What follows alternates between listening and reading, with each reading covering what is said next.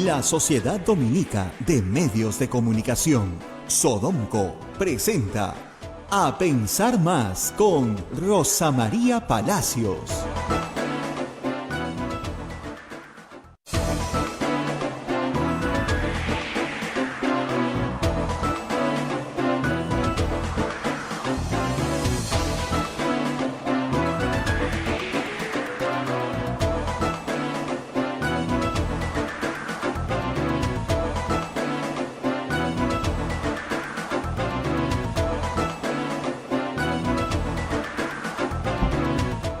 Señoras y señores, muy buenos días. Bienvenidos a Pensar Más con Rosa María Palacios a través de las emisoras de la Sociedad Dominica de Medios de Comunicación, Sodonco.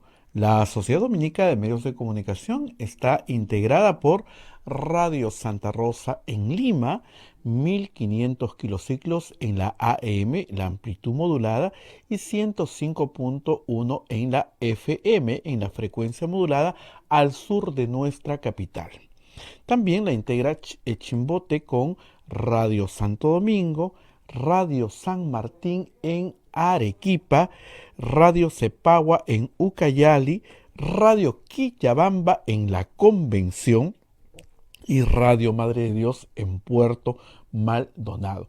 Estas son emisoras con el carisma dominico que trabajan en el Perú.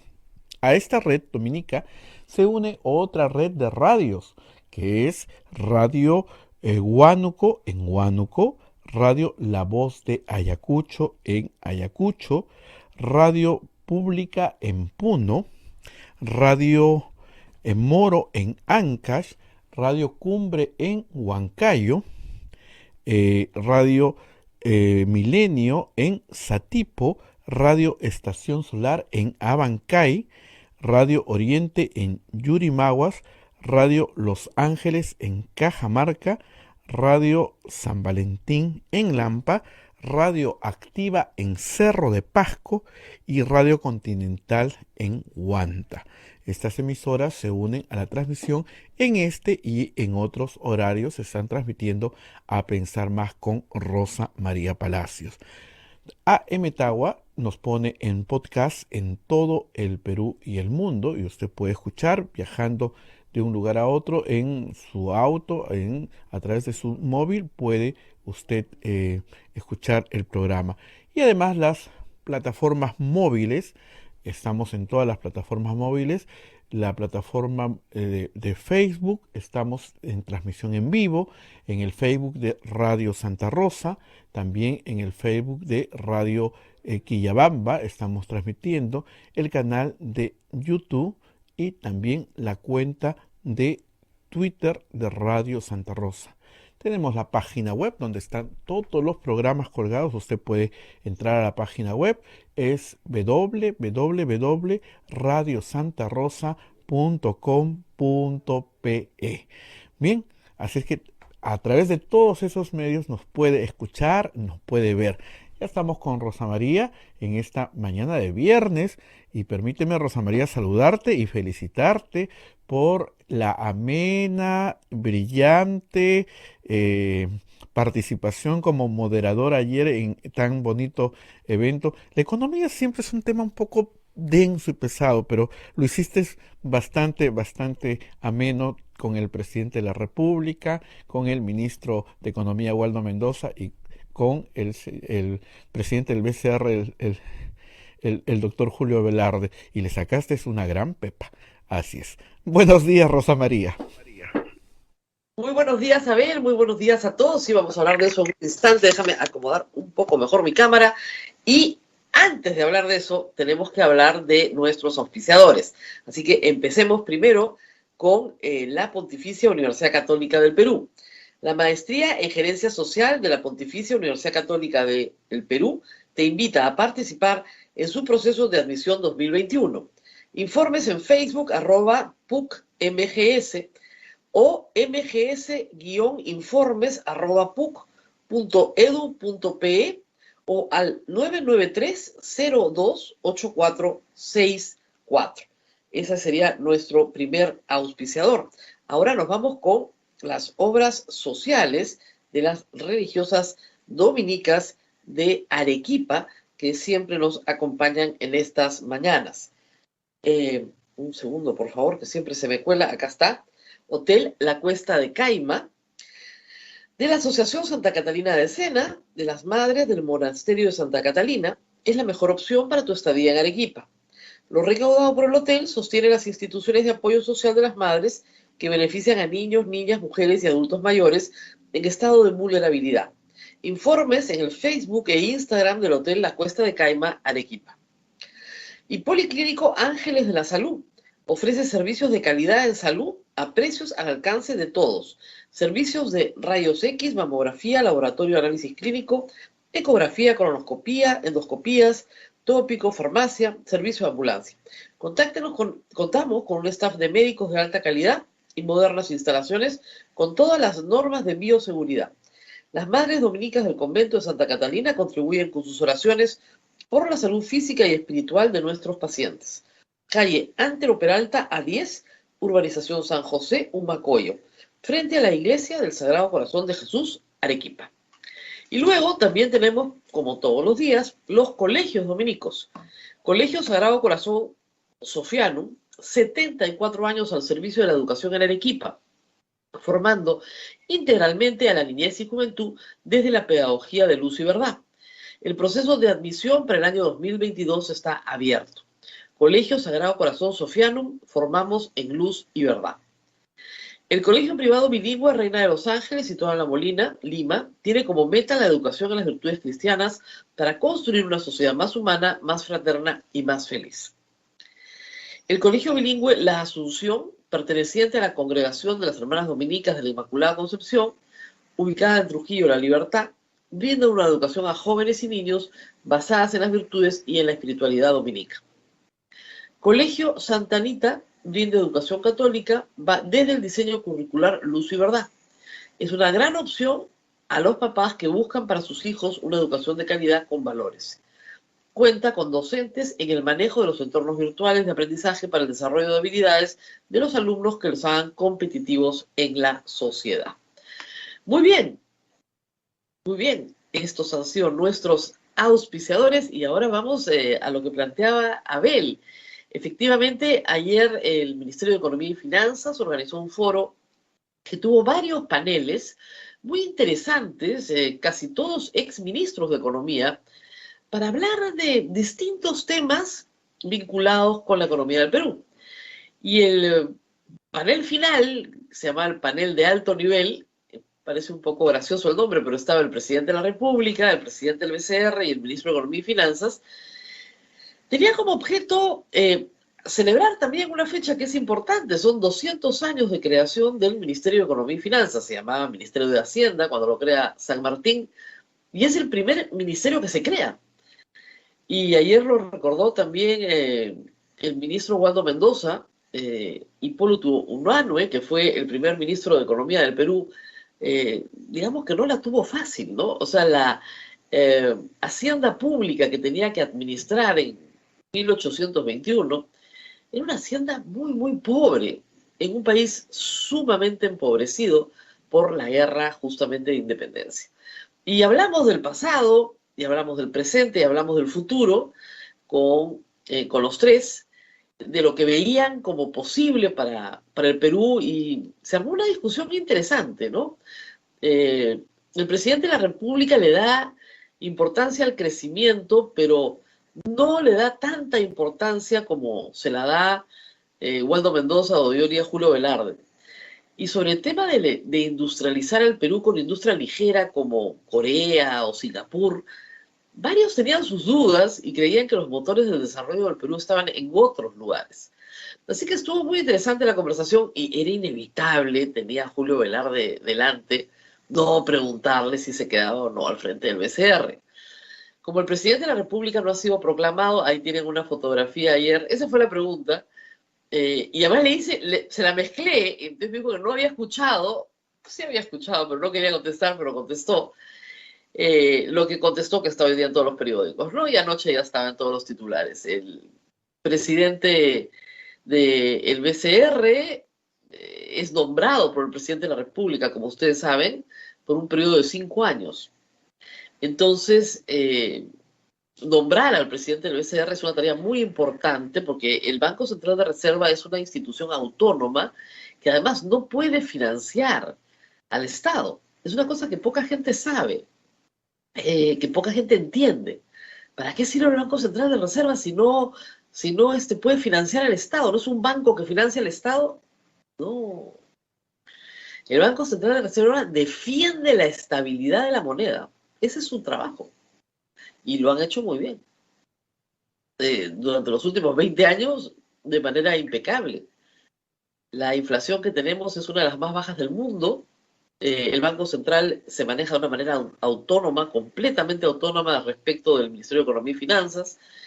Y su directorio, cosa que pocos saben, creo, por los comentarios que leí ayer, se nombra en un sistema mixto. Son 7 miembros, 4 los nombra el Ejecutivo, incluido su presidente, y 3 los nombra el Congreso. Entonces, el origen del directorio es mixto. Y ustedes recordarán que hay personas que a ustedes pueden parecer que no son competentes en el directorio, pero está en el directorio.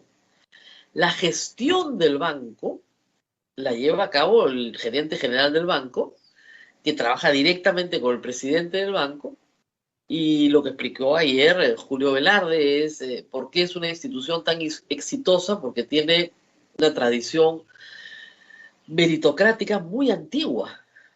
El Banco Central de Reserva tiene una escuela muy interesante de verano, donde postulan más o menos 1.000 estudiantes de todas las facultades de economía del Perú.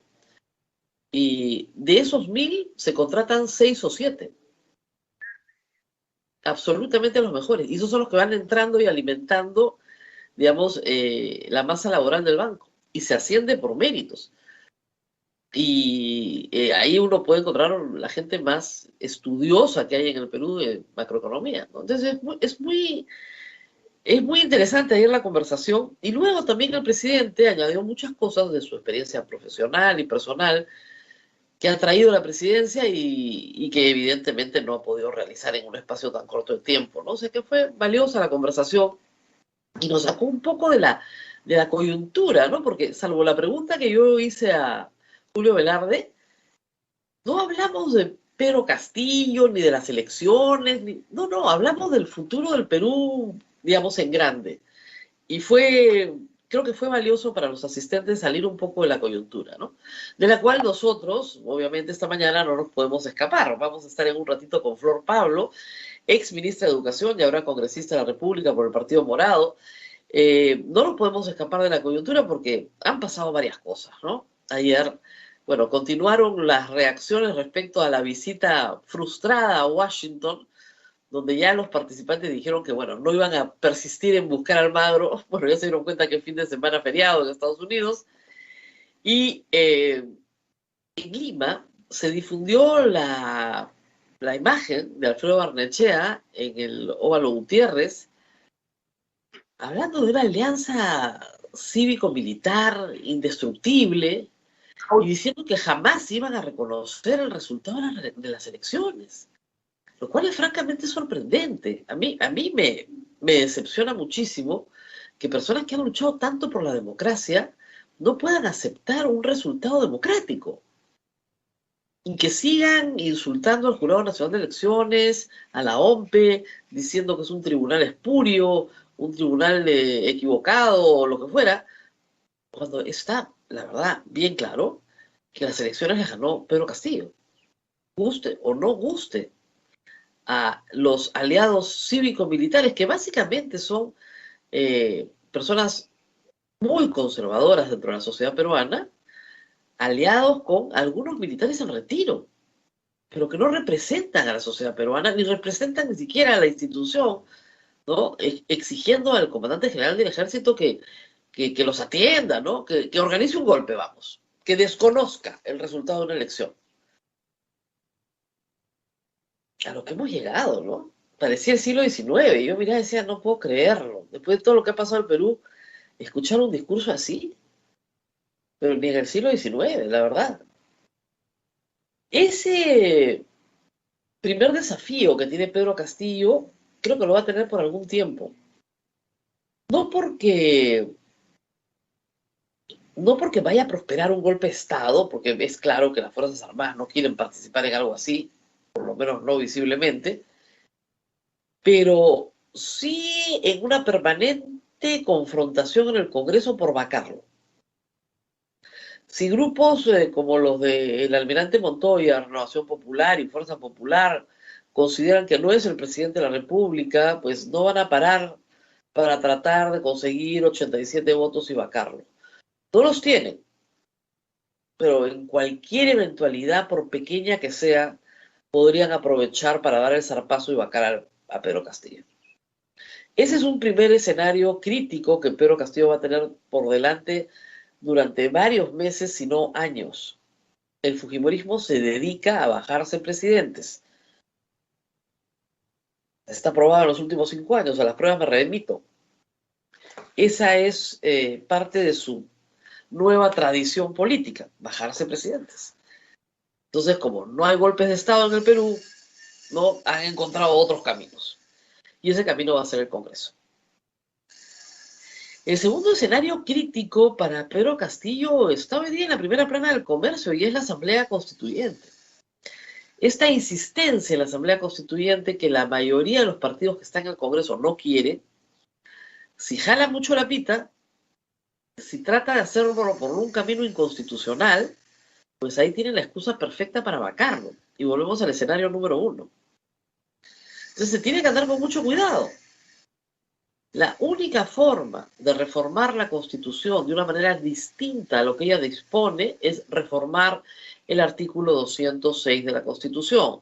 Para eso, Pedro Castillo necesita 87 votos en el Congreso en 2 legislaturas o necesita 66 votos en el Congreso, que no los tiene, para este fin no los tiene todavía, más un referéndum, que tampoco lo tiene. Porque el referéndum le puede salir un gran no.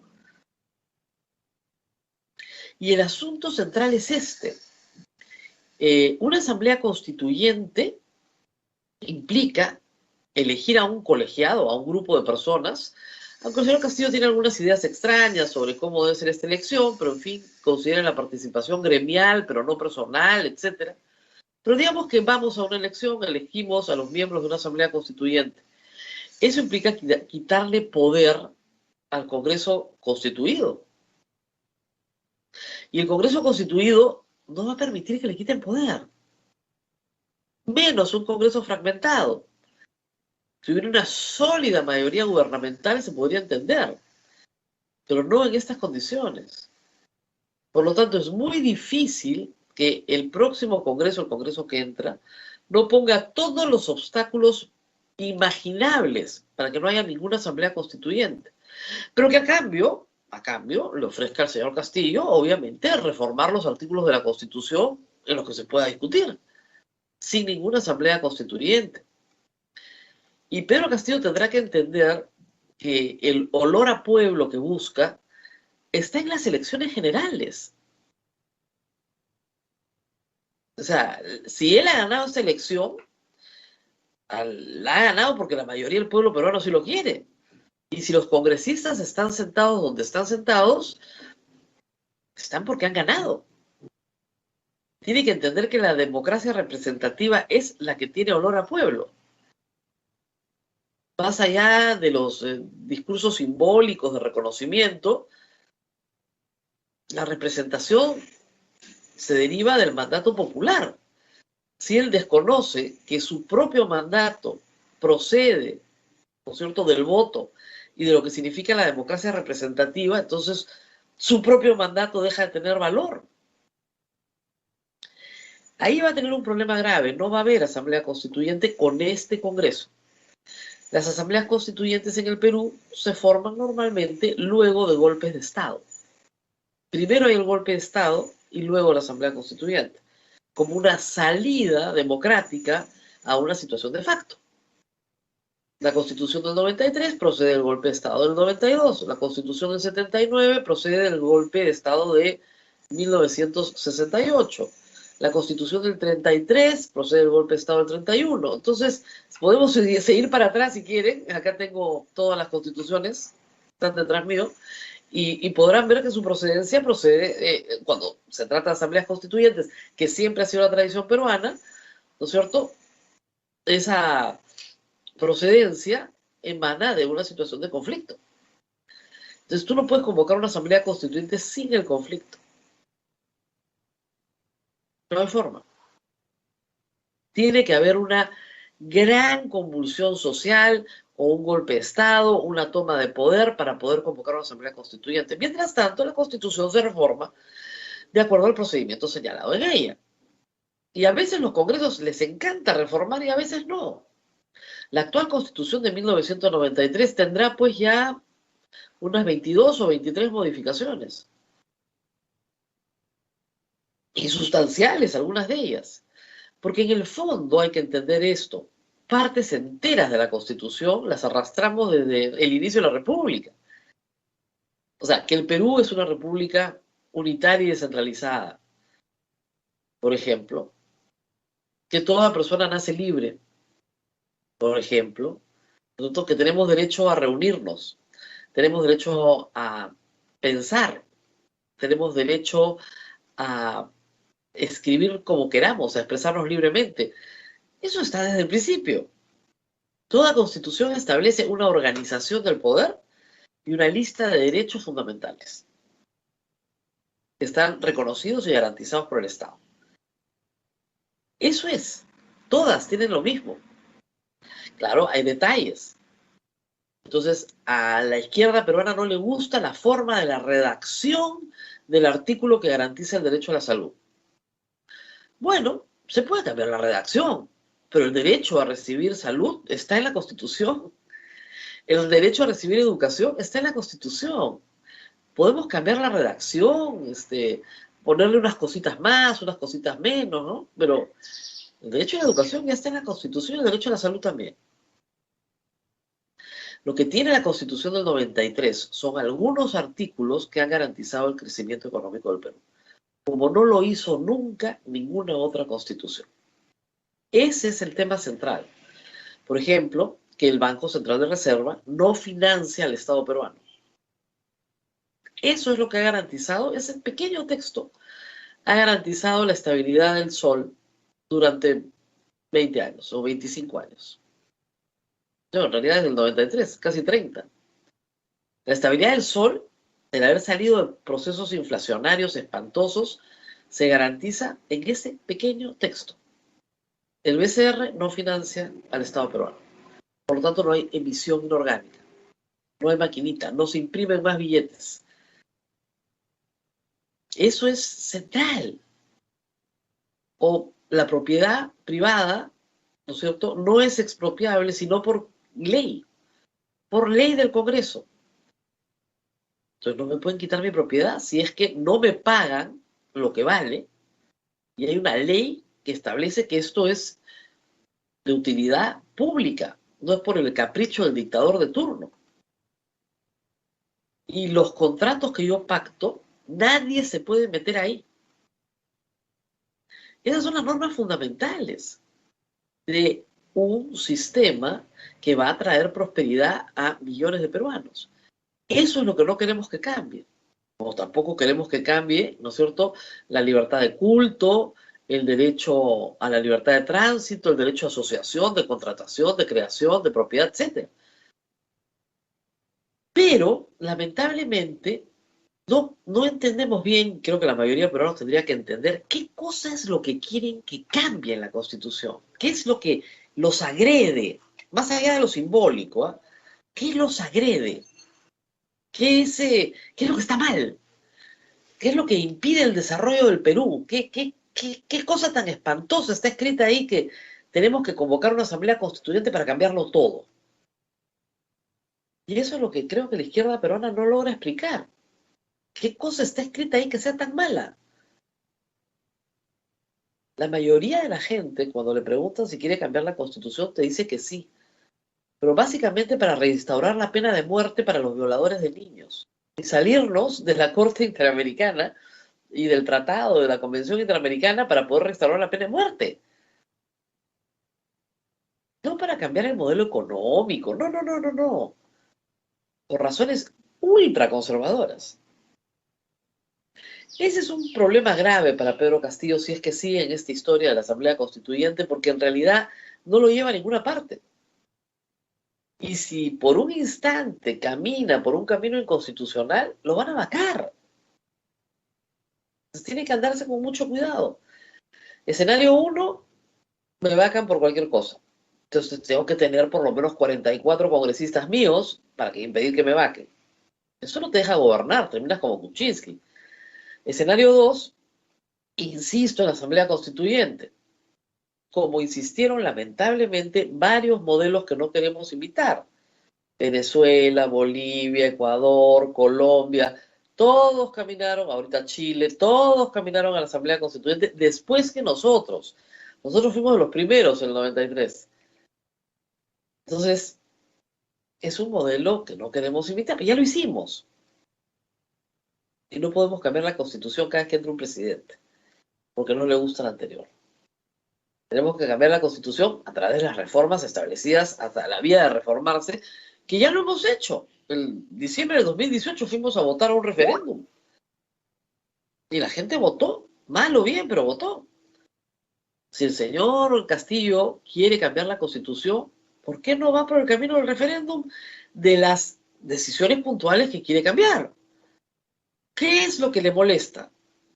Bueno, ese artículo consigue 66 votos en el Congreso y luego lo somete a referéndum. Tiene iniciativa, la Constitución le da iniciativa al presidente para reforma constitucional. Entonces el presidente dice, bueno, tengo esta iniciativa. Muy bien. La sometemos a referéndum, perfecto. ¿Gana o no gana? Y ahí podemos dar la pelea tema por tema. Pero si siguen insistiendo en caminos que no son los adecuados, esto va a terminar mal. Y luego en el tema económico, creo que sí estamos teniendo todo el tiempo señales positivas. No solamente porque Julio Velarde probablemente acepte, es lo más seguro, sino porque Pedro Franque está haciendo una gira, digamos, anti-inversionistas. Ayer o anteayer ha estado ante el Banco de América, Bank of America y una serie de inversionistas, y les dijo las cosas que diría Waldo Mendoza. Bastante conservador. Se va a respetar la propiedad privada, se van a respetar los contratos, se van a respetar los contratos de estabilidad tributaria, porque sabe perfectamente que no respetarlos implica, bueno, salirse de todos los sistemas de reconocimiento, se van a respetar todos los tratados de libre comercio. Lo único que quieren es recaudar más. También lo mismo que quiere Waldo Mendoza, mejorar la recaudación, mediante el combate a la evasión tributaria y mediante un impuesto a la minería, otro más, pero que va a ser conversado y que no va a destruir la inversión. Básicamente eso. Así que son señales, la verdad, bastante positivas.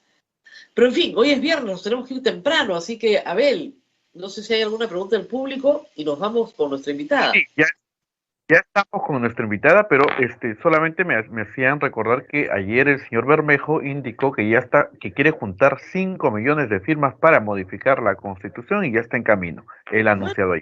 Que junten las que quieran, pero ese no es el camino para modificar la Constitución. Y si insisten en ese camino, van a vacar a Pedro Castillo, le van a dar la razón a los grupos conservadores en el Congreso que lo quieren vacar. Él tiene que decir, o sea, de repente Bermejo quiere agudizar las contradicciones, pero si el señor Bermejo dice que el camino son 5 millones de firmas, que es un camino que el Jurado Nacional de Elecciones no ha autorizado en este caso, entonces, bueno, que junte sus 5 millones de firmas y que luego vea cómo al presidente Castillo lo vacan por violar la Constitución y luego lo procesan por infracción de la Constitución y lo inhabilitan por 10 años para el ejercicio de la función pública. Y no me digan que no se puede porque lo acaban de hacer con Vizcarra. Entonces, esas cosas hay que tomarlas con mucho más cautela.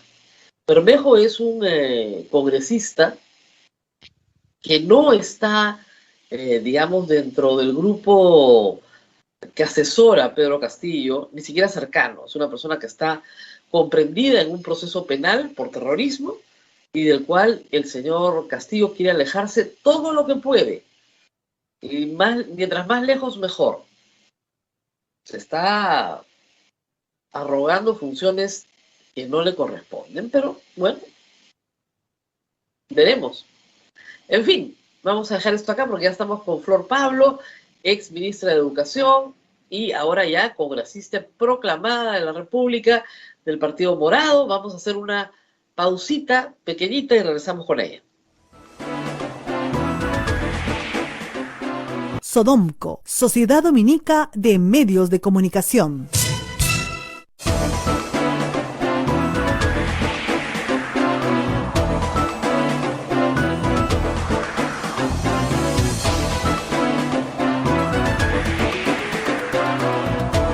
Continuamos con A Pensar Más a través de las emisoras de la Sociedad Dominica de Medios de Comunicación. Lima nos escucha por Radio Santa Rosa, Chimbote Radio Santo Domingo, Arequipa Radio San Martín, Ucayali Radio Cepagua, La Convención Radio Quillabamba, Puerto Maldonado Radio Madre de Dios, en Huánuco Radio Huánuco, Ayacucho Radio La Voz de Ayacucho, Puno Radio Pública, Ancash Radio Moro, Huancayo Radio Cumbre, Satipo Radio Milenio, Abancay Radio Estación Solar, Yurimagua Radio Oriente, Cajamarca Radio Los Ángeles, Lampa Radio San Valentín, Cerro de Pasco Radio Activa, Guanta Radio Continental. A Emetagua nos ponen podcast en todo el Perú y el mundo. La página web de Radio Santa Rosa, www.radiosantarosa.com.p, y estamos a través del Facebook de Radio Santa Rosa, del Facebook de Radio Quillabamba, del canal de YouTube de Radio Santa Rosa y la cuenta de Twitter. Rosa María, adelante, por favor. Muy buenos días, señora Flor Pablo, gracias nuevamente por estar con nosotros. Tenemos un poco de eco, me parece, pero ¿nos puede escuchar bien? Actualmente ya nos escucha. Constitución. Podemos cambiar la redacción, ponerle unas cositas más, unas cositas menos. El problema es que se está mezclando un audio, Abel, de hace unos minutos y no logro escuchar a la señora Flor Pablo.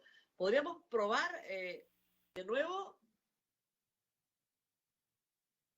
Congresista, ¿podríamos probar su audio, por favor? Sí, estoy con los audífonos. Ahora sí la escuchamos, ahora sí la escuchamos, acabo de escuchar su voz. Muy bien, bueno, primera pregunta, ¿cómo está organizando ya su trabajo inminente? En 26 días estará usted sentada en el hemiciclo con sus colegas de bancada. ¿Cómo están organizando el trabajo de ustedes tres, la bancada más chiquita del Congreso? Sí, Rosa María, muchísimas gracias. Buenos días. Justamente, bueno, nosotros somos tres, Susel Paredes, es Málaga, y yo, congresistas del Partido Morado, y lo que venimos haciendo en estas semanas, además de integrarnos entre nosotros tres, de cantar nuestras agendas, ver con claridad cada uno, bueno, nuestros primeros 30 días, los primeros 100 días, organizarnos internamente, el tema de los equipos, es comenzar a reunirnos con otros parlamentarios, con colegas con quienes vamos a tener que trabajar, y definitivamente nuestra urgencia ahorita como grupo parlamentario, como tres, es buscar puentes, ¿no? Buscar puentes para una gobernabilidad. Lamentablemente el ambiente político queda muy polarizado, queda muy crispado y va a necesitarse de tender puentes para, por ejemplo, paso número 1, la conformación de la mesa directiva. Nuestra expectativa es una mesa directiva multipartidaria con una agenda mínima de consenso que permita la gobernabilidad, que permita enfrentar la pandemia, ¿no? Nuestras prioridades van por el tema de reactivación económica, generación de empleo, los temas de salud, la vacunación, que es tan importante.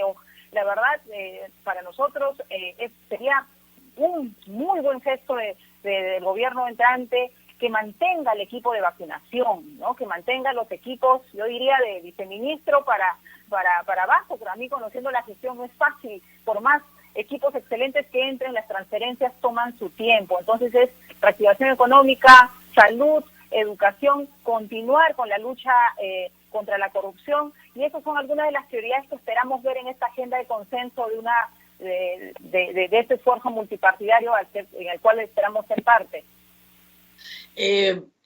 Recuerdo hace unos días, Julio Guzmán visitó a Pedro Castillo y dijo que efectivamente era el presidente que había ganado y no había nada más que discutir. Luego, Julio Guzmán ha renunciado al Partido Morado a la presidencia, están, digamos, en un proceso de reorganización. Hay que decir que creo que injustamente le han puesto impedimento de salida a Julio Guzmán, 6 meses, lo cual no tiene ni pies ni cabeza, pero así es la justicia peruana. Y en medio de esto, yo quería preguntarle cómo va a ser la relación de ustedes tres con el partido, porque no son militantes del partido. El partido, además, tiene hoy un militante en la presidencia de la República que creo que está dejando más o menos una buena gestión, breve, pero buena, por lo menos reconocida en estos días justamente por la vacunación. ¿Cómo se van a relacionar con el Partido Morado? Bueno, nosotros somos congresistas del Partido Morado. En el caso de mío y de Susel, ambas somos militantes del partido. Y claro, la situación del partido ahora es compleja. Julio Guzmán sigue siendo, ojo, presidente del partido. Si bien se ha llamado a una democracia interna, él sigue estando a cargo en la dirección del partido. Y estamos a la espera, en realidad, de cómo se ven las siguientes semanas, ¿no? Del partido, y ahí las autoridades del partido son las más indicadas para explicar seguramente todo el procedimiento de defensa, pero ahí estamos planteando, en realidad hay la posible pérdida de la inscripción, pero el partido tiene ahí una posición respecto a que se debería mantener en tanto uno de los requisitos sí se cumple, pero ese es un tema legal, como digo, que el partido lo desarrollará y hará la defensa. Y nosotros vamos a mantener nuestra relación, ¿no?, de coordinación. Y claro, la bancada, que hay una bancada en este momento morada, tiene algo muy valioso, creo que para todo partido político, y es que las bancadas mantienen también su autonomía, ¿no? Mantenemos una autonomía respecto del partido. De hecho, hay una coordinación y hay un alineamiento en algunos temas, pero también, como es saludable en democracia, pueden haber puntos en los cuales no estemos en la misma línea, pero siempre conversando, por supuesto.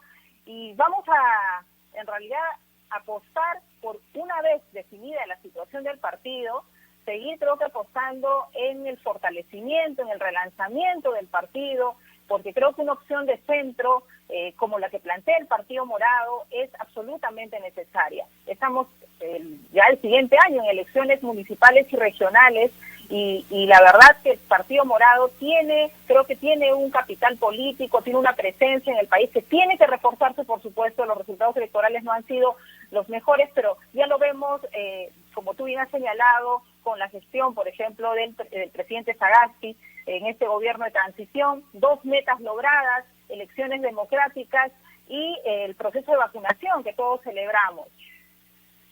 Ahora, como usted ha pasado por el Ejecutivo, tiene una visión pues ejecutiva, ahora tiene que ser congresista. Y es diferente, es otro papel, tiene que legislar y crear consensos para obtener legislación. Básicamente ese es el trabajo. Uno no tiene consenso si es que no, como dice usted, no tiende puentes. El problema es que vemos, digamos, facciones muy polarizadas y problemas en todas las bancadas, en todas. O sea, Fuerza Popular y Renovación Popular van a tener un esquema de oposición absoluta a todo. Eso está clarísimo. Y en el caso, por ejemplo, de Perú Libre, usted tiene a un Bermejo que está recogiendo firmas y la señora que estuvo conmigo, Betsy Chávez, diciéndome que solo se puede reformar la Constitución dentro de lo establecido en el artículo 206. Y son de la misma bancada. ¿No es cierto? Entonces, ellos también tienen problemas. Betsy Chávez me dice, yo jamás he sido marxista-leninista y no lo sería nunca, soy adventista. No hay forma. ¿Cómo van a tratar de generar un consenso cuando ustedes tampoco proponen una asamblea constituyente? Entonces, ¿de dónde? Y además, yo lo decía al principio, el problema más grave que tiene Pedro Castillo es que hay grupos significativos en el Congreso, pero tal vez pequeños en la sociedad, que sí quieren sacarlo del poder. Ya tal vez no con un golpe de Estado, pero con una vacancia. Y si él insiste en procedimientos que son inconstitucionales para reformar la Constitución, va a terminar siendo vacado. Entonces, ¿cómo se sitúan ustedes frente a estas posiciones tan polarizantes? Así es, Rosa María. Creo que la situación es justamente mi expectativa es, en primer lugar, que se dé la proclamación. Creo que ya es inminente el tema de los resultados, hay que pasar la página y, como tú bien señalas, hay que entrar ya a una lógica de transferencia en el caso del Ejecutivo y en el caso del Legislativo ya a comenzar a ver el tema de la mesa directiva, ver la agenda en común. Algo que hay que trabajar con el Ejecutivo, por ejemplo, es la delegación de facultades, ¿no? Porque sería terrible pues que lleguen a una primera presentación y el Congreso no apoye, no respalde una delegación de facultades que esté, desde la opinión nuestra en el Partido Morado, muy enfocada en los temas asociados a la pandemia, ¿no? Estamos en medio de una pandemia, el tema del empleo es fundamental. Y por supuesto yo espero que haya una moderación también. Creo que están dando señales de ello, ¿no?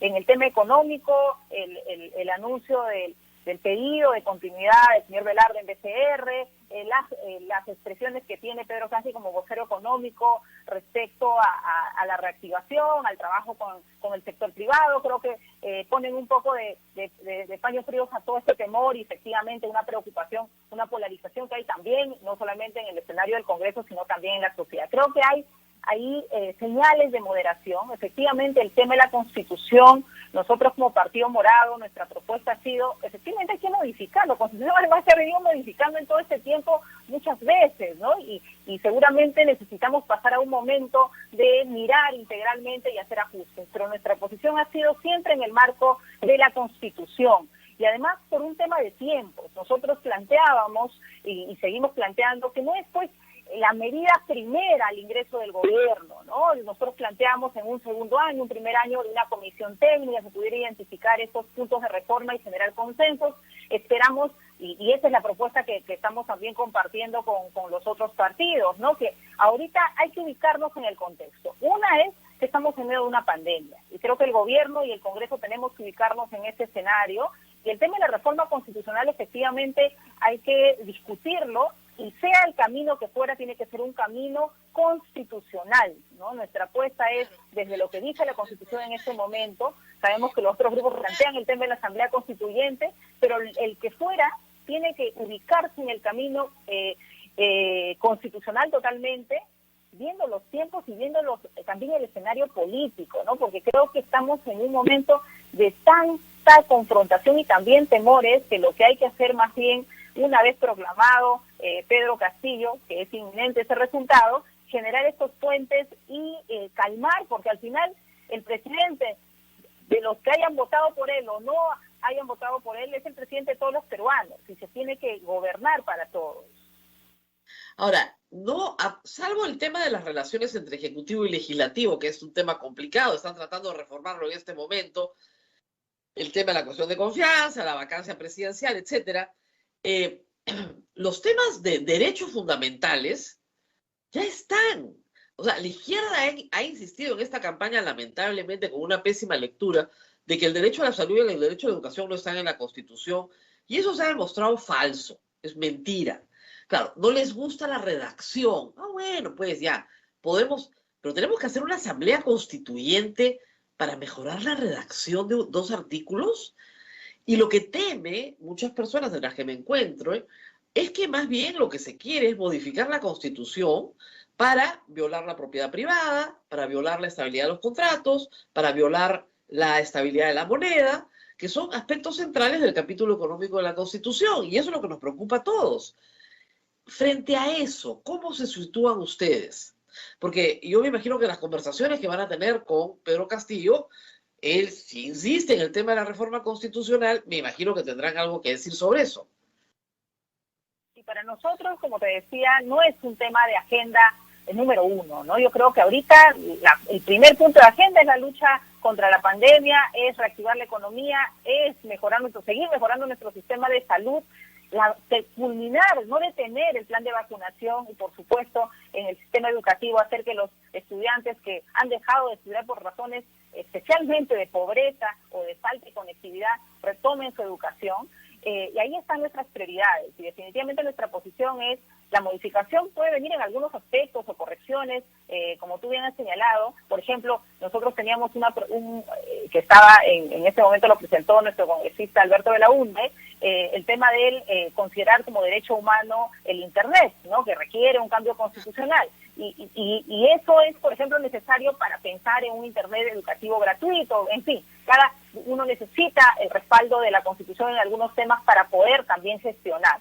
Pero más allá de eso, creemos, como te digo, en este momento no debiera ser el punto uno en la agenda porque tenemos otras urgencias y creo que hay que discutirlo y hay que llegar a un consenso. Nuestra posición es que hay que hacerlo en el marco de la Constitución. Tenemos ahorita en la Constitución mecanismos, ¿no? para ello, pero también abiertos, Rosa María, al diálogo y al debate. Yo creo que ojalá de verdad ya tenemos la experiencia de congresos obstruccionistas, yo misma he sido parte de un ejecutivo donde nos hemos pasado, la verdad, 5 años en la confrontación, en la resistencia. Esos 5 años me ha tocado a mí estar 1 año en el Ejecutivo, y es muy duro, y en realidad yo creo que debiéramos de aprender, a pesar de que en este momento el contexto se ha generado otra vez para justificar una actitud de ese tipo, por supuesto, pero hay que aprender las fuerzas políticas, porque no solamente son 2, son 3 fuerzas políticas, somos muchas más en el Congreso en esta oportunidad, aprender para hacer fiscalización efectivamente, que va a ser el rol del Partido Morado, pero también aprender a construir. Creo que eso es lo que hay que poner por delante, porque si no, en realidad entramos a la oposición por la oposición y no damos chance a un gobierno que, como digo, está dando señales de moderación y espero dé señales de mayor claridad sobre los temores que tiene la población de poder hacer su trabajo. Y creo que esa también es nuestra responsabilidad en el Congreso. Congresista, tengo acá el peruano, normas legales del miércoles 23 de junio del 2021. Y le quiero contar lo que hace el Congreso actualmente. Acá hay unas 15 leyes que no sirven absolutamente para nada. Le pongo un ejemplo. Esto es larguísimo, ¿ah? Ley que declara de necesidad y pública e interés nacional la creación e implementación del Parque Científico Tecnológico de Madre de Dios. No crea el Parque Científico de Madre de Dios. No. Declara de necesidad pública e interés nacional. Ley que declara el distrito de Sanzamarca pueblo benemérito que luchó contra el terrorismo para su pacificación nacional. Ley que declara de interés nacional y necesidad pública la creación del distrito de, y ahí arrancamos, el distrito de Las Moras. Ley que modifica la ley tal que declara de emergencia y necesidad pública la reubicación de la población de la zona baja del distrito de Belén, provincia de Maynas, departamento de Loreto. El distrito efectivamente de Belén está en una situación crítica. Que declaren que está en una situación crítica no cambia su situación crítica. Ley que declara de interés nacional y necesidad pública la creación del distrito de Tinkercaxo-Chopqui. Seguramente, pero no lo crea. Ojo, señores, de ese distrito, ¿no es cierto? Y acá tenemos el distrito de Paranchique en La Bocana, en Sechura, departamento de Piura, la irrigación Chumba en la provincia de Jaén, interés nacional la creación e implementación del otro parque científico tecnológico en el Santa, en Ancash. ¿Qué pasa? Los congresistas van a su pueblo y le dicen, mira, yo saqué tu ley, yo te he dado. Y el pueblo tiene que decirle gracias, señor congresista. Y él cree que con eso pues va a ser popular. El problema es que esa ley no sirve para nada. No significa nada, no es nada. Que declaren algo de interés nacional no significa absolutamente nada. No has creado el parque tecnológico, no has creado el distrito, no has provisto el saneamiento porque el Congreso no tiene iniciativa de gasto. ¿Cómo hacemos para acabar con esta estafa? Esta popular estafa, con donde además todos firman, porque claro, hoy firmo para ti, mañana tú firmas para mí, y como no significa nada, no pasa nada. Esto es una estafa al pueblo. ¿Cómo podemos hacer para parar esto? Y bueno, eso y también la cantidad de normas inconstitucionales, ¿no? Que luego terminan siendo observadas por el Ejecutivo, van al Tribunal Constitucional y nos dicen que son inconstitucionales. En realidad, los ejemplos que has dado, Rosa María, son ejemplos justamente de esta práctica legislativa que tenemos que modificar. Y creo que ayuda también a advertirlo cuando está en proceso, ¿no? Creo que los congresistas somos representantes de la ciudadanía, nos eligen, ¿para qué? Para garantizar derechos, para fiscalizar, para poder hacer leyes que generen un valor público, es decir, que permitan a la ciudadanía ver mejoras en su calidad de vida. Y lamentablemente muchas veces porque hay promesas que se hacen y no se pueden cumplir, y ojo, el legislativo pues no puede hacer obras, no tiene capacidad de gasto, ¿no? Y se generan muchas veces una cantidad de expectativas y se sacan leyes como las que has leído un poco para quedar bien, para que parezca que haces cosas, pero al final uno se pregunta qué le suma esa ley a la vida de la ciudadanía, y seguramente muy poco, salvo la alegría de ver el nombre de su pueblo ahí, ¿no? Entonces creo que eso es algo que tenemos que llamar la atención de parte nuestra, y nosotros lo hemos dicho en campaña y lo seguiremos diciendo. Nosotros no vamos a ir a mentir, a prometer cosas que no vamos a hacer y hacer cosas por quedar bien, por el solo hecho de quedar bien. Creo que la responsabilidad de los congresistas, como te digo, es hacer normas constitucionales, paso número Ahora, uno. Señora Flor, permítame que me interrumpa, yo supongo que deben quedar bien, porque esto es un solo día, o sea, esto sale todos los días. Son cerros de leyes, pero cientos de leyes, la norma más importante después de la Constitución. Son montones, pero montones de leyes con la misma estupidez. Entonces tiene que redituar políticamente, no hay otra explicación. Concursos nacionales, no, o sea, habían leyes, pues que tú decías, esto además no tiene categoría de ley, esto lo hace el Ejecutivo, ¿no? Creando un concurso nacional y demás, ¿no? Entonces creo que eso es algo que tenemos que mejorar, la calidad en la elaboración. En el Congreso tenemos que trabajar mecanismos, regulaciones que eviten estas situaciones, ¿no? Porque en realidad ya dejando un poco la agenda de prioridades en el país, pero que tienen que ver, tenemos que recuperar la imagen del Congreso. Y la imagen del Congreso no se recupera solo diciéndole, sino con una actuación seria, responsable, basada en el marco constitucional. Y creo que ahí sí tenemos que revisar el reglamento y los instrumentos internos del partido que permitan tener un mejor control de calidad. Sabemos que no tenemos, por ejemplo, iniciativa de gasto, pero la cantidad de leyes que se hacen, lamentablemente, se hace la ley y se sabe desde el Ejecutivo, luego desde mi experiencia en el Ejecutivo, que no lo vas a poder cumplir. Entonces, ¿qué se genera? Una falsa expectativa con la ciudadanía y se van acrecentando los conflictos. Y la verdad que para eso no podemos seguir mirando simplemente al Congreso haciendo este tipo de prácticas, sino desde el propio, y los instrumentos, y también en la inmersión y en el trabajo diario en el Congreso con otros congresistas, porque creo que este tema lo hemos conversado ya con algunos también, cómo hacemos leyes realmente que sean constitucionales, que le generen valor a la ciudadanía y que no generen falsas expectativas y nos generen confrontación también y el descrédito de la propia labor parlamentaria, ¿no? Es decir, ¿para qué están si en realidad hacen leyes que no se cumplen? Bueno, a veces se hacen leyes que no se cumplen porque justamente se hacen leyes que no tienen la posibilidad de implementarse con el Ejecutivo. Por eso es tan importante el trabajo con el Ejecutivo y tener un buen análisis, ¿no? de la ley y un mejor trabajo técnico. Y ahí también ayuda, la verdad, Rosa María, yo me estoy reuniendo con una serie de colectivos, con instituciones. El Congreso no puede legislar pues en solitario, tenemos que legislar en un trabajo técnico, un trabajo de concertación con la academia, con los grupos de interés diversos que hay sobre los diferentes temas, y llegar con leyes no solamente con consenso y legitimidad, sino también con alta potencia técnica, porque si no, en realidad, ¿qué le sumamos? ¿No? Le sumamos, como tú señalas, más número o volumen de papel, pero no necesariamente una acción efectiva, ¿no? Y bueno, ese es nuestro compromiso como Partido Morado, seguir también con la forma de hacer política que tienen en este momento nuestros parlamentarios, que creo que dicen por sus obras los conoceréis. Ahí están los congresistas. En realidad hay una actuación bastante seria, bastante técnica, de consenso, y de decir también cuando uno, por ejemplo, todos estos temas que tú estás planteando de reforma constitucional, ¿no? Que están en este momento haciendo el tema de la vacancia, el tema de la cuestión de confianza.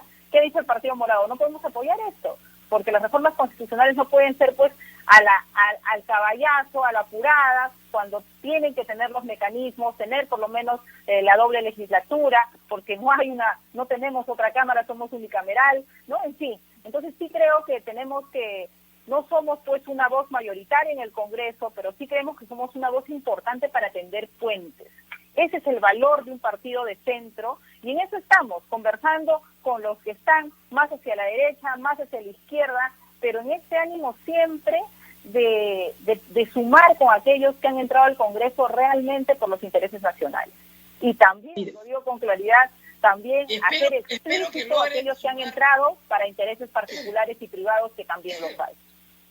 Espero que logren sumar en algunos momentos, va a ser difícil y complicado, pero no puedo dejar de preguntarle por educación. Se están abriendo ya, me parece, unas 20.000 escuelas rurales, ha dicho el ministro Ricardo Cuenca, que es una gran noticia, pero muchos padres en todo el país les gustaría que después del 28 de julio ya estemos discutiendo seriamente el regreso a la escuela, porque los mayores ya están vacunados, probablemente para agosto los mayores de 40 años, que son los más vulnerables, ya estén vacunados, que son los maestros, básicamente, y es cuestión de tiempo para que el resto de los maestros se vacune, y ya no tienes la vulnerabilidad que tenías antes. Por lo tanto, con medidas de seguridad, utilizando los espacios abiertos, con horarios alternados, como se está haciendo en otras partes del mundo, se puede volver a la escuela. El problema es que aquí todavía mantenemos la escuela cerrada. Y ya los padres están hartos, y creo que los niños están hartos, y los jóvenes están hartos. Yo hablaba con un pediatra que me decía que tenía el consultorio lleno de niños con depresión y con ansiedad. Necesitamos que regresen a un espacio de socialización que han perdido. ¿Cuándo puede darse esto? Rosa María, el costo emocional es altísimo. En realidad uno puede decir, bueno, la información, seguir haciendo educación con los mecanismos a distancia. Es muy cierto que hay la plataforma, se han hecho todos los esfuerzos, pero la educación es eminentemente un acto social, un acto de socialización y de encuentro, y eso es algo que tenemos que asegurar. Y hay situaciones, por ejemplo, claro, ya comenzó en la ruralidad, y yo diría que urge, por ejemplo, para nuestros estudiantes con discapacidad. Todos los servicios de atención a nuestros niños y adolescentes con discapacidades, los más pequeñitos en los PRIT, en los CEDES, lamentablemente no se está dando, y muchos niños, esa es su única posibilidad de recibir sus terapias. Entonces tenemos niños que ya van por 2 años consecutivos, en el caso de los niños con discapacidad, que no están gozando de esos servicios. Para poner algunas poblaciones en las que nos tenemos que también mirar de manera con una prioridad. Pero en realidad sí necesitamos, yo diría, Rosa María, con urgencia por retornar. O sea, porque el costo es retornar a las aulas de la educación. Pero ¿qué necesitamos? Necesitamos, yo creo que ya que estamos avanzando en el tema de la vacunación efectivamente por las edades, creo que en el caso del sector educación, todo el sector educación debe ser considerado como prioridad. Yo creo que habría que ver cuánto nos falta, haciendo un análisis de grupos de edad, ¿no?, del sector, cuánto nos falta y hacer una prioridad para que tanto en la educación básica como en la educación superior se pueda, no solamente los profesores, porque de hecho el sector de educación, para que funcione, necesita el personal administrativo, el personal de servicio, los auxiliares, a todos vacunados. Entonces creo que si focalizamos ese sector, que es tan importante, no vemos las consecuencias en este momento, pero la consecuencia del deterioro de la educación se ve en generaciones, se ve a futuro. Entonces lo que vamos a tener efectivamente es problemas de salud mental, problemas de ansiedad, de socialización, y cuanto más demoremos en abrir la escuela, también más se nos van los estudiantes. Y eso es algo que tenemos que ser muy conscientes, especialmente en las zonas urbanas periféricas y en las zonas rurales, en las zonas indígenas. Entonces, esa es una de las agendas que desde el Congreso yo tengo como fiscalización, como control político, y es el pronto retorno, y es un retorno con condiciones de vacunación y también condiciones en las propias escuelas. En todo este tiempo, mira, 2 años, hay que ver qué tanto se ha hecho en mejorar las condiciones, se han hecho una serie de transferencias, y si no se ha hecho, ponernos manos a la obra y comenzar a trabajar. Hay más de 200.000, 300.000, hay que ver las cifras exactamente, de niños, por ejemplo, que de la educación privada han pasado a la pública por problemas de pobreza de las familias. Bueno, ahorita están en la virtualidad, pero luego, cuando vayamos a una presencialidad o semipresencialidad, ¿dónde se van a sentar esos niños? Por decirlo de alguna manera, ¿dónde está el mobiliario? ¿Dónde están las aulas? ¿Dónde van a estar? Entonces, esos elementos tenemos que verlo. Creo que es una gran oportunidad para fortalecer educación pública, para pensar la educación y responder de manera diferenciada no podemos responder. La pandemia nos ha enseñado a todos con el mismo modelo. En algunos lugares será ya la presencialidad, en otros será de manera mixta, un híbrido entre lo presencial y la distancia, pero tenemos que retornar. Creo que esta tiene que ser la meta, porque lo estamos viendo, como tú bien señalas, también ya en otros países, pero lo más duro es que lo estamos viendo ya las consecuencias en nuestro país y tenemos que ahí generar las condiciones, trabajar con salud, trabajar con las familias, hacer un retorno progresivo. Creo que eso es lo que corresponde y ojalá el segundo semestre podamos ya estar viendo esos avances. Y otra cosa muy importante, Rosa María, es que el tema de la conectividad, porque no vamos a volver a la presencialidad en un solo golpe, vamos a tener que convivir en este mixto.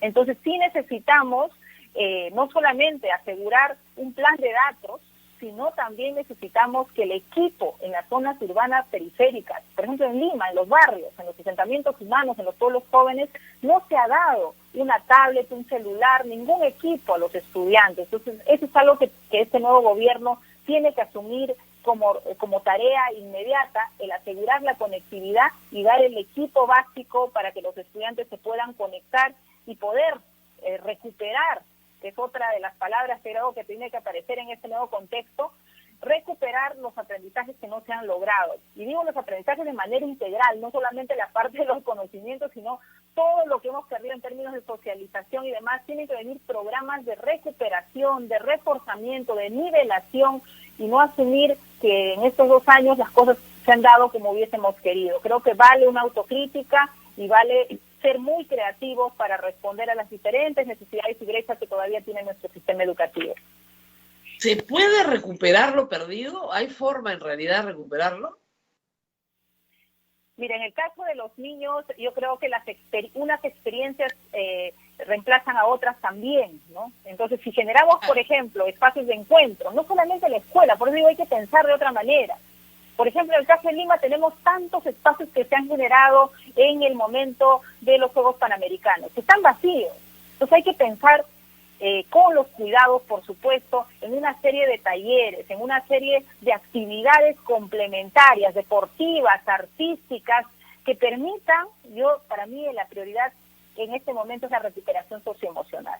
La recuperación socioemocional de los niños, especialmente los más pequeños, y en el caso de los niños que estaban por entrar a primer grado, han hecho el tercer ciclo, ahí es fundamental, Rosa María. Imagínate un niño que entraba justamente a primer grado cuando comenzó la pandemia. ¿Cuántos en este momento estarán de repente en el papel en segundo, en tercer grado, pero no saben leer y escribir?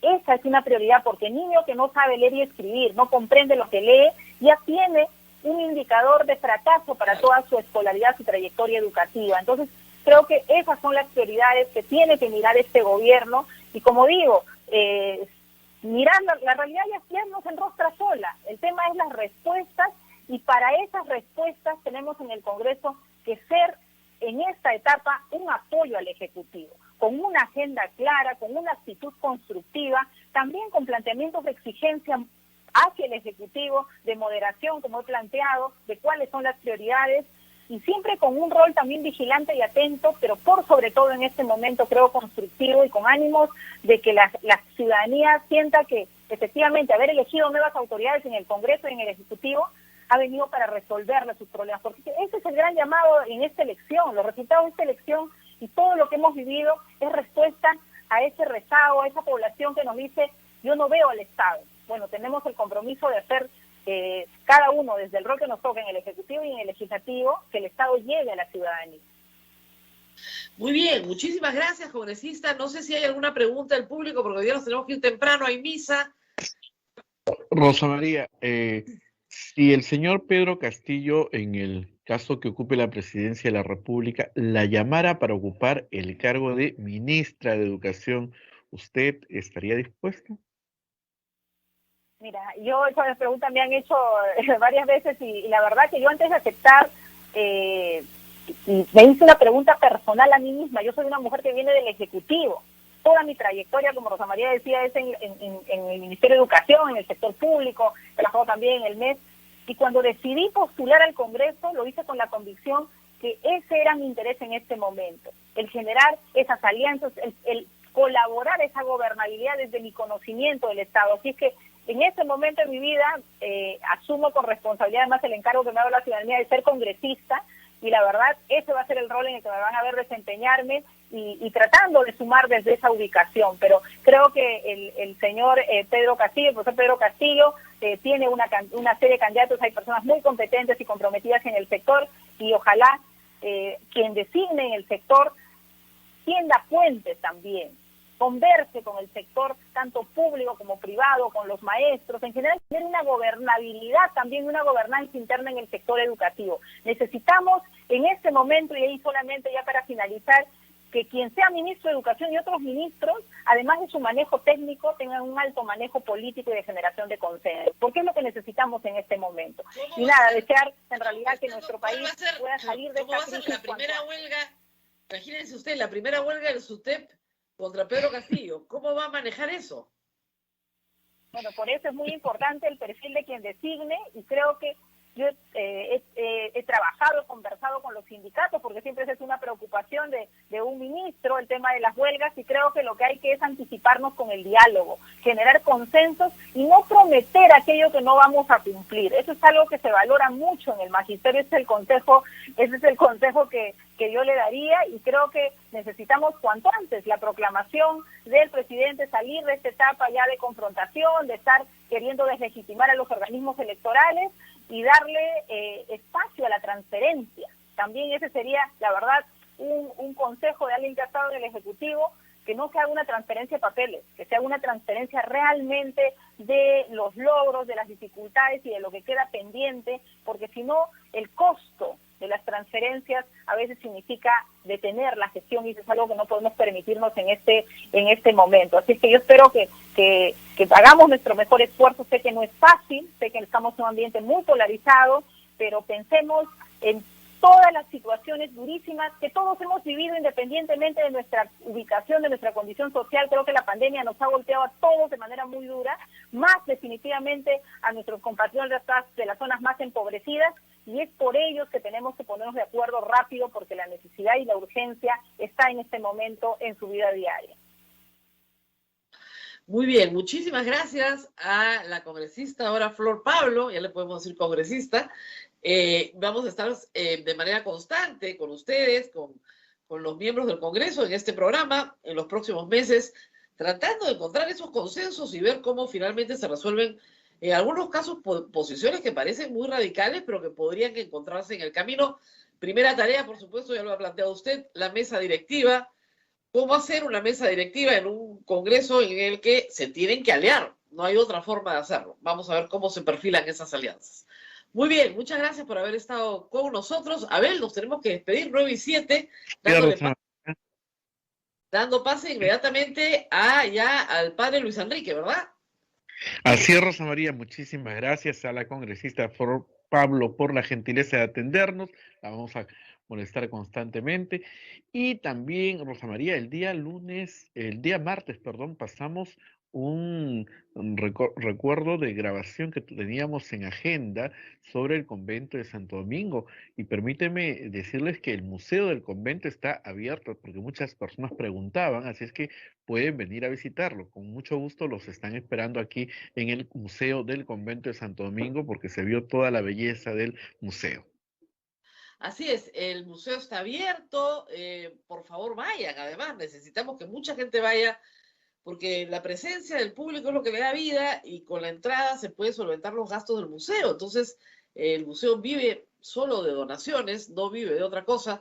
Sin la presencia del público va a ser muy difícil que podamos sostenerlo. Bueno, nos despedimos acá, simplemente dejar una anotación al pie antes de irnos, Abel, de un asunto que me hicieron notar.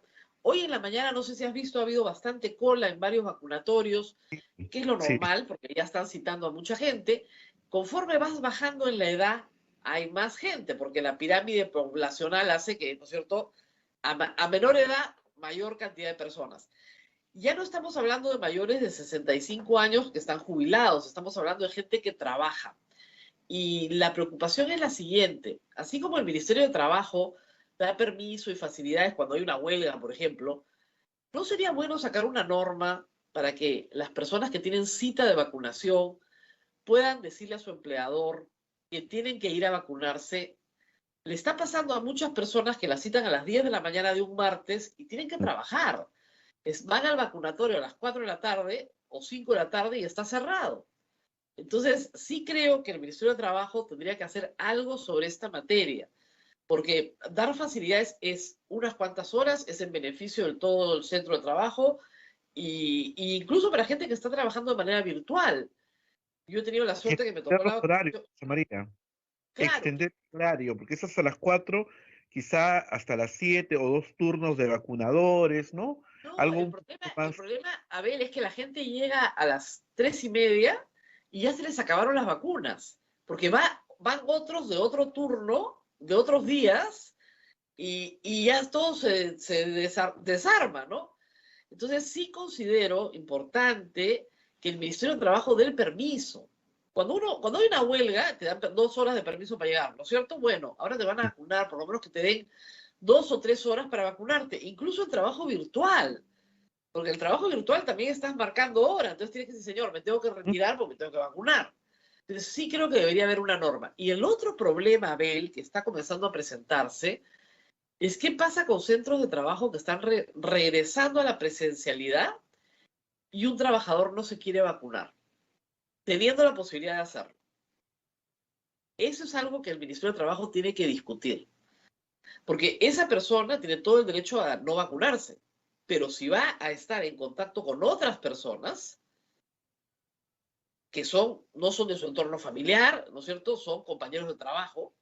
Esos compañeros de trabajo tienen todo el derecho a demandar que esté vacunado para que no les traiga la enfermedad.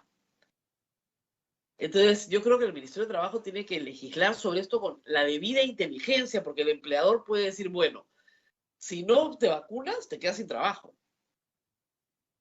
Entonces, ¿te das cuenta de los problemas que suscita esto? Yo creo que el Ministerio de Trabajo tiene que comenzar a pensar cómo va a resolver estos problemas. Estos dos problemas, uno es de horarios y el otro es de facilidades del empleador para poder vacunarte, y el otro es el caso de personas que tienen que vacunarse aun cuando no quieran hacerlo para salvar sus trabajos.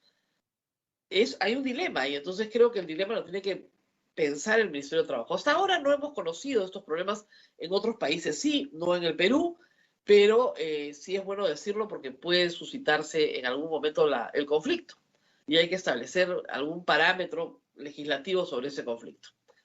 Muy bien, ahora sí, que tenga un buen partido el Perú, que juega esta tarde y nos vemos el día lunes. Hasta el día lunes con más información. Ojalá que tengamos un fin de semana tranquilo. Recuerden, visiten el Museo de Santo Domingo, Girón Camaná, con Conde de Superunda. Los esperamos. Ya el padre Luis Enrique Ramírez y el padre el padre Luis Enrique nos está esperando, me dice acá Eduardo, en la Basílica del Santísimo Rosario. Chao, Rosa María, cuídate mucho. Chao, chao.